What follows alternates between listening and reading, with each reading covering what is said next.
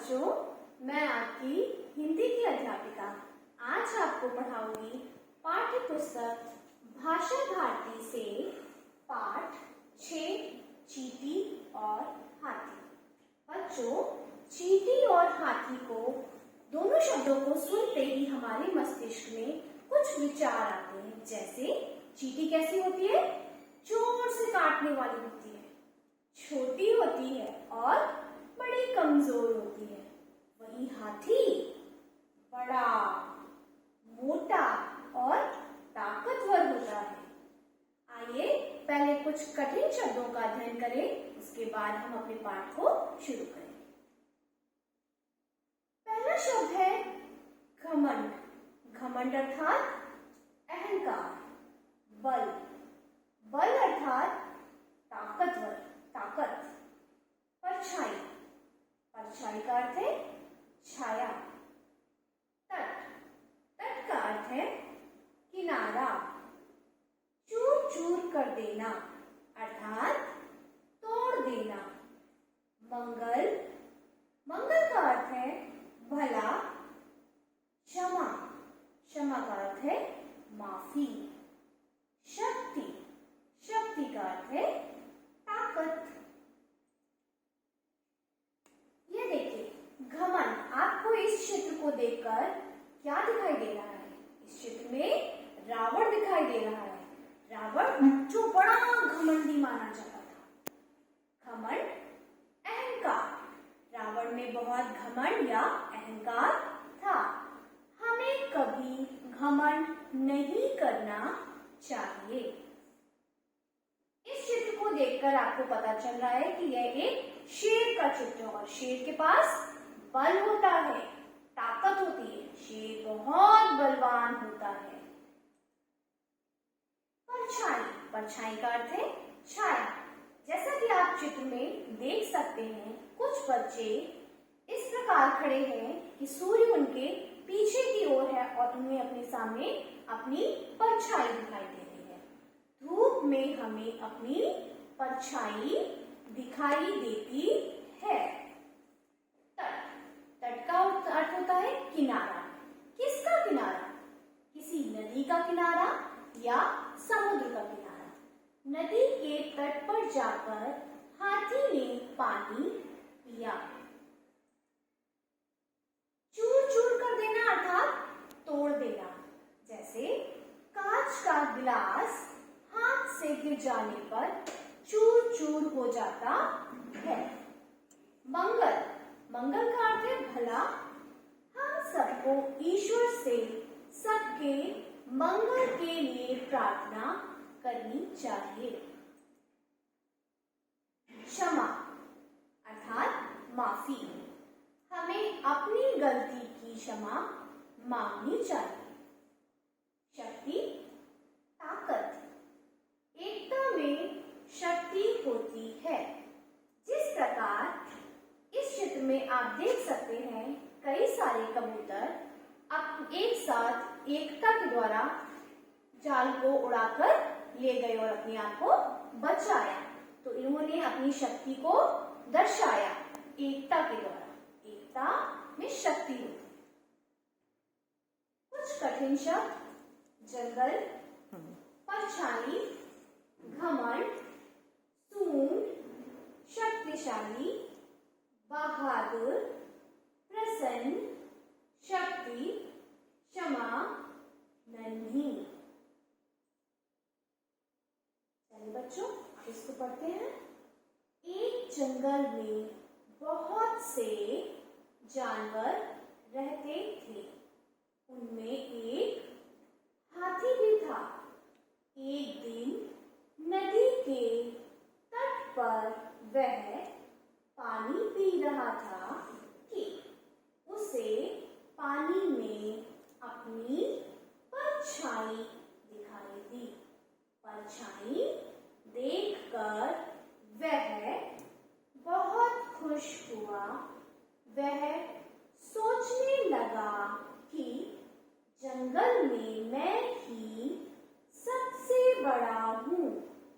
जंगल का कोई भी पशु मुझसे बड़ा और शक्तिशाली नहीं है। मुझे जंगल का राजा होना चाहिए। अब उसने मन में ठान लिया कि मैं जंगल का राजा बनूंगा। अब हाथी सब पशुओं को जीतने चला। सबसे पहले उसे भालू मिला। हाथी ने भालू से कहा, देखिए हाथी ने भालू से क्या कहा, भालू भालू मुझे मान जंगल का राजा हो अगर इनकार जो तो मुझसे लड़ने आ जा। भालू से हाथी ने क्या कहा कि अगर तू मुझसे ज्यादा बलवान है तो मुझसे लड़ और पता चल जाएगा कि कौन ज्यादा शक्तिशाली है। भालू तो वैसे भी हाथी से डरता था, इसलिए उसने चुपचाप अपनी हार मान ली और कहा, हाथी हमारा राजा, हाथी राजा की जय। खुश होकर हाथी आगे बढ़ा।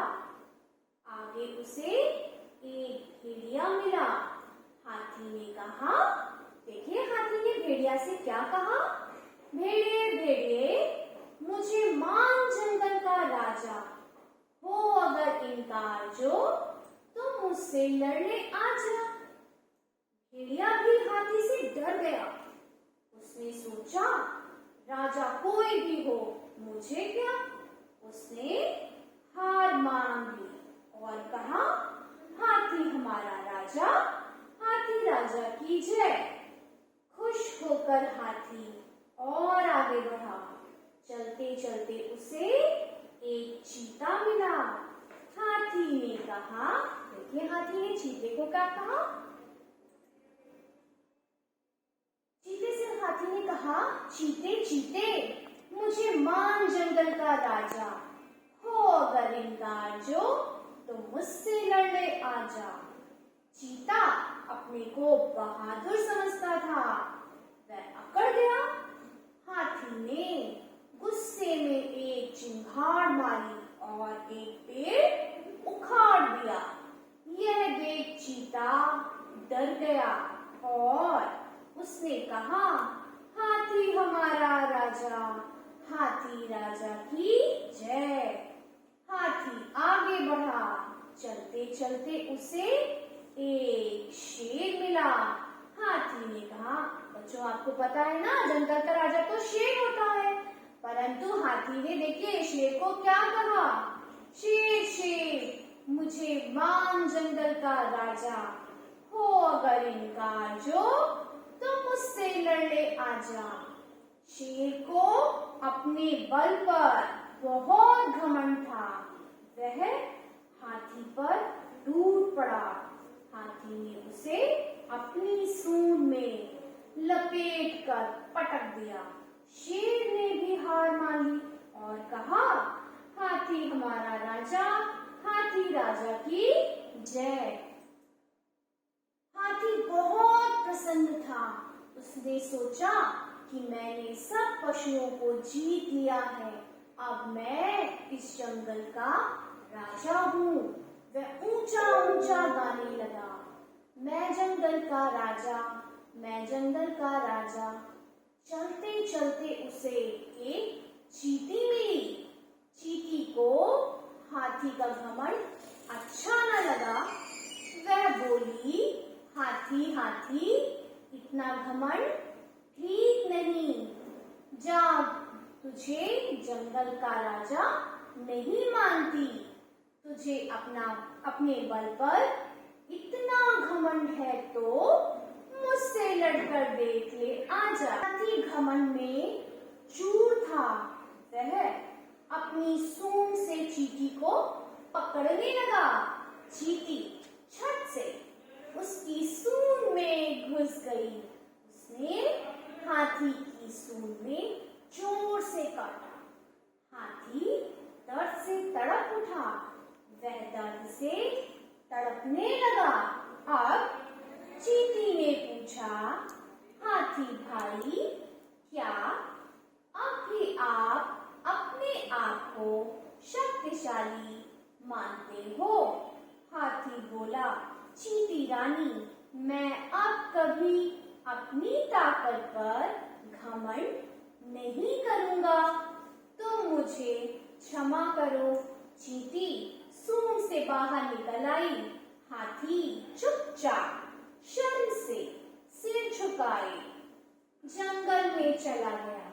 इस प्रकार एक नन्ही सी चींटी ने हाथी का घमंड चूर चूर कर दिया। बच्चों, इस पाठ से हमें क्या शिक्षा मिलती है? इस पाठ से हमें सीखने को मिला, हमें कभी घमंड नहीं करना चाहिए।